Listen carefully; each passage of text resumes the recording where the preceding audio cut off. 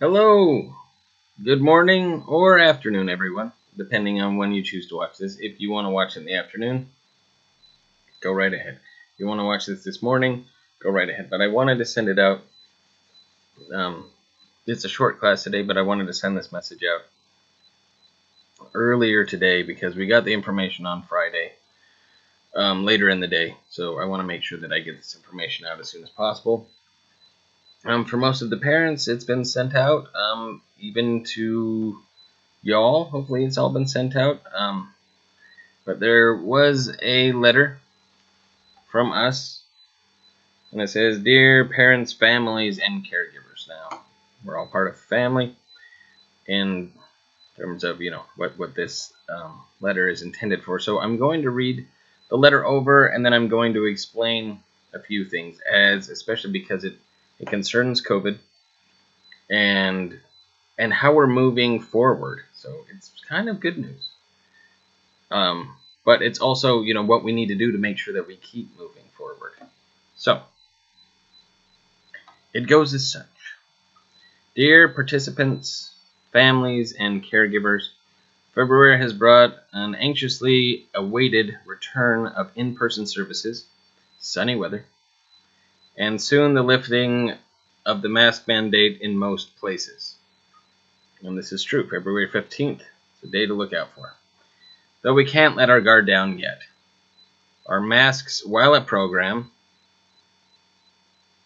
though we can't let our guard down yet, or masks at program. So we can't let our guard down, which, we have to be ready for anything, but we also can't let our mask down while at program. Things are definitely looking brighter. It is important that we keep working together to make sure your program services and facilities remain safe as possible for everyone. So for y'all, for your families, for our families, for everyone. So for everyone. So your program staff will continue to perform daily health screenings, take your temperature, and ask questions about how you are feeling. It is important to answer the questions to the best of your knowledge. It might feel uncomfortable to tell staff that you have been exposed to someone that has COVID-19. But in many cases, it shouldn't affect you being able to participate in our program. As always, stay home if you feel sick or have any symptoms in the below chart. So I'll go into that a little bit more, just about answering honestly and well, not just why it's important. But let me see if I can actually get this. There we go. That'll probably be a better way to do it. So these are the symptoms. So first one. Do you have cough, shortness of breath, or difficulty breathing? So, cough, shortness of breath. Do you have a temperature? Do you have a fever or chills? This one is, do you have muscle aches or body aches? Like, are you hurting anywhere? Are you feeling sick that's to where you have to vomit or have diarrhea? So your stomach hurts, or do you have a new found loss of taste or smell? So we ask these every day, and then there's another thing that I make sure that I check off on, that it's have you, obviously, do you feel well? We go over all this. Do you have a mask on? I check that off. I take your temperature, check that off. Of course, we always sanitize our hands. I check that off. There's also a question where it says, have you been exposed to somebody who's tested positive for COVID-19 within the last 2 weeks? And then I check that off, but I ask that question to everybody. And then we go through those questions. As long as you answer all of them honestly, we're good. But that's the thing, is just be honest about it. And like I said, I'm going to go into a little bit more detail about what that means. But so, any of these things, if you're not feeling sick, honestly, you're good. If you're feeling sick, stay home. But again, with the questions, answer honestly. So there are signs pointing to the pandemic finally coming to an end. I look forward to the day when we can once again offer activities and community experiences to the greatest degree possible. It is coming. So let's remember that. Now here's the thing. If you've been vaccinated and had your booster shot, and you have been exposed to somebody with COVID-19, in the outside world, you don't have, and you're not feeling sick or anything like that, the new mandates and everything in California, you don't have to report that. It's, nobody wants to report things like that. Now, the thing is that program, for the time being, to keep everybody safe, that question is still on, like, all of us have to be asked it every day. All of us have to answer that question, staff, every single person on program site that's going to come on program site. So when asked that each question, please remember to answer honestly.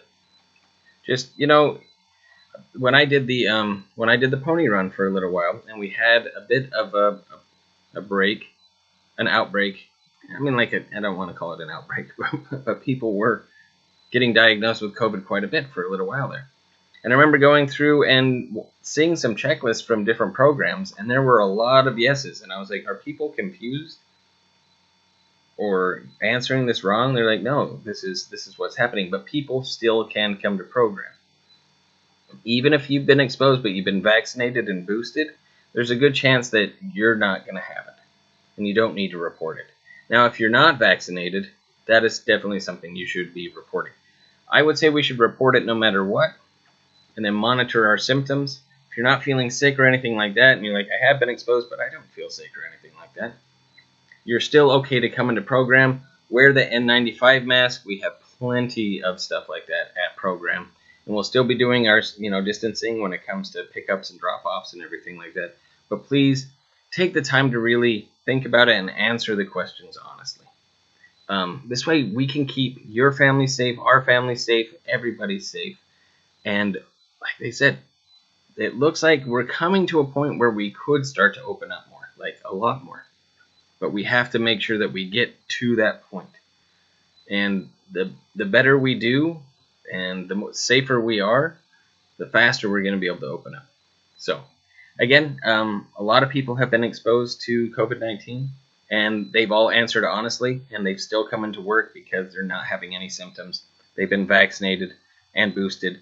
Please, for those of you who have not had your booster shot or not vaccinated, actually, I don't think there's anybody I know, at least in my bubble, that hasn't at least been vaccinated. But if you haven't got your booster shot, please get that, and then let me know that when you have, as I'm supposed to report that, so that we make sure that we know exactly who has and who hasn't been boosted.